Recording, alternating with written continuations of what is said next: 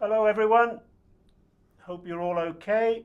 Jeremy, I've given you recording privileges. Cal, I've given you recording privileges. And Scott, I've given you recording privileges. If anyone else wants recording privileges, speak now or forever hold thy peace. Oh, okay. Jeremy, are you okay? Once I put it in record here, are you okay to lead us into the sunlit uplands as usual? Yeah, sure. Lovely. Okay, mate. When you're ready, then. Thank you. Yeah, hi Ben, how you doing? Yeah, all good there. It's a must-win game. How confident are you that England can get back into the series? Yeah, I mean, look, we've obviously disappointed with how things ended up after the last game. We know we're a much better team than that, and yeah, we're bitterly disappointed. But what we've been very good at is, putting previous games to bed quickly, whether that be, if we've had a successful game or a poor game, and all our concentration now will be onto tomorrow. How much are you enjoying playing ODI cricket again, Ben, and how much do you like batting at 3 after all the talk that, batting at 6 in the T20s was too low for you? Yeah, I mean, it's crazy to think that it was my first game since the World Cup final. Great to get back out there and play some one-day cricket. Yeah, I mean, look, there's going to be talk. I think whoever was going to fill that place at number 3 with Ruti not being here, there was always going to be discussion about it. But yeah, I'll just let people keep talking, and I'll just go out and try and do what I've been asked to do. Is 3 though a role which you enjoy? And on the T20 side of things, would you agree that 6 is perhaps too low for you? Look, I got asked about number 3 in these one-dayers, in the absence of Joe. So that's where my focus at, and T20s have been and gone. So yeah, not going to worry about that. Okay. Morgan and Billings were hurt in the last match. How are they looking? Yeah, I mean, very unfortunate injuries to have from a team point of view. On the bright side, I guess that when Sam first fell over and started holding his shoulder, we all sort of held our breath, obviously with the shoulder issues that he's had in the past. But thankfully, things weren't as bad as what we initially thought. He's obviously continuing to get assessed, and those split webbings that Morg's got can be quite annoying. I haven't actually spoken to him about that, how that is, since he's done it. So I'm not too sure where he's at, but I'm sure he'll be fine. But yeah, thankfully Sam especially is a lot better than we initially thought.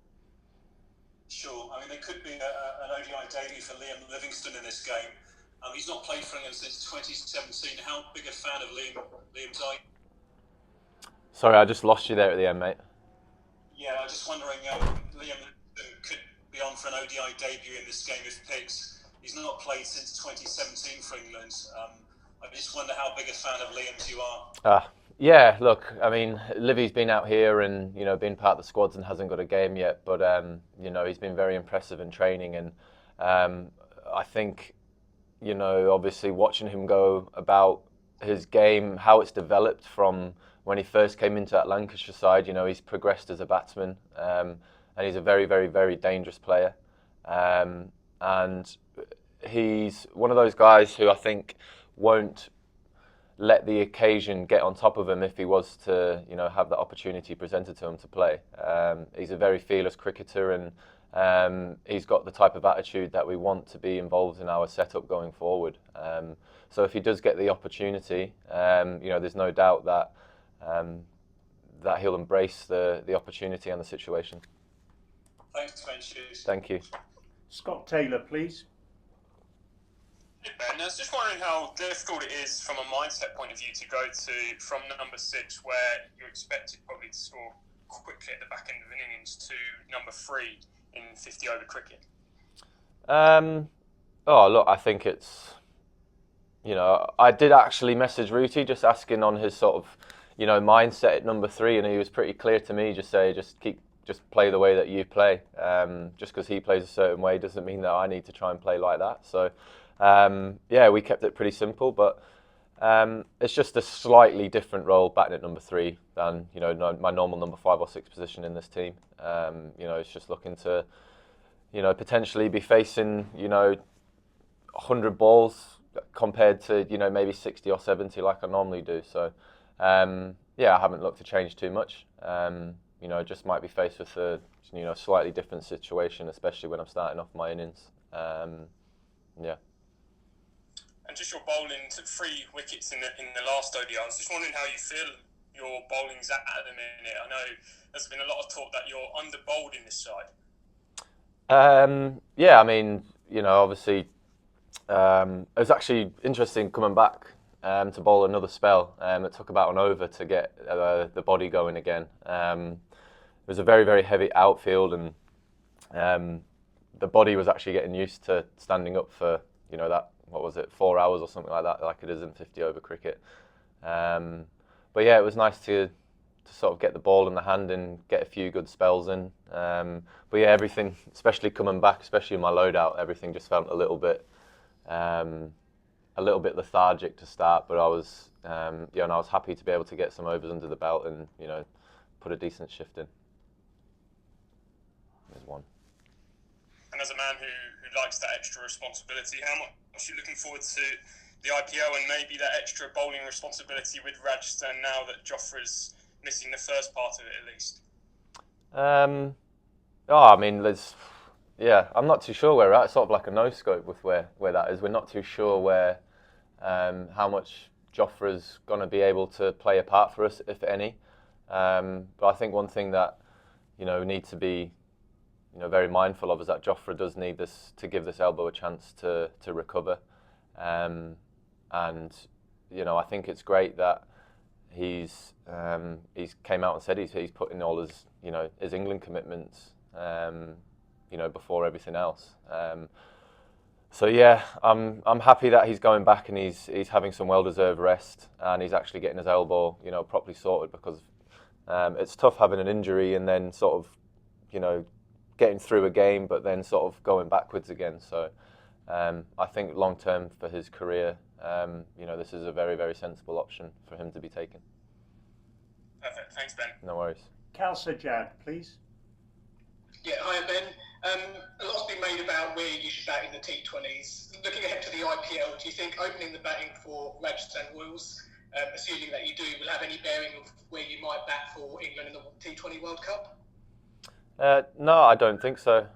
Look, you look at our T20 batting lineup, and everyone deserves to be where they deserve to play. You know, we've been formidable in the white ball format over a number of years, and you know, why would we change that? It's a talking point, and it always seems to pop up. But you know, everyone deserves to be where they are in that batting lineup. You know, just because we lost the T20 series doesn't mean we need to start changing things around.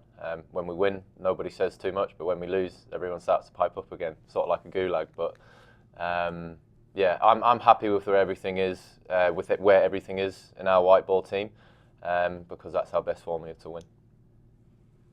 You played a lot of cricket recently across the Tests, the T20s, the one-dayers. Which format have you enjoyed playing in the most over the winter?